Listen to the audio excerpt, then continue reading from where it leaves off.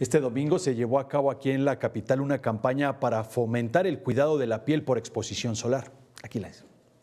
México ha registrado de manera anual alrededor de 1,000 casos de cáncer de piel diagnosticados y su incidencia se duplica cada 10 años según estimaciones de la Secretaría de Salud Federal. Para hacer conciencia sobre la prevención de este padecimiento, la Fundación Mexicana de Dermatología realizó este domingo su campaña informativa sobre la fotoprotección.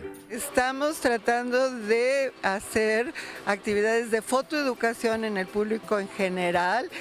En esta Ciudad de México incluso, donde tenemos más riesgo de algo que pretendemos prevenir, que es el cáncer de piel.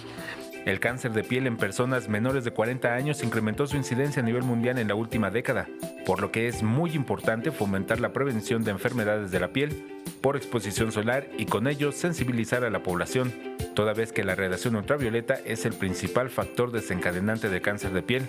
Para prevenir esta enfermedad se deben tomar medidas muy sencillas. Utilizar un fotoprotector una vez no basta, hay que repetirlo. Mínimo cada 3 o 4 horas, no es necesario lavar la piel y reaplicarse, puede ser capa sobre capa.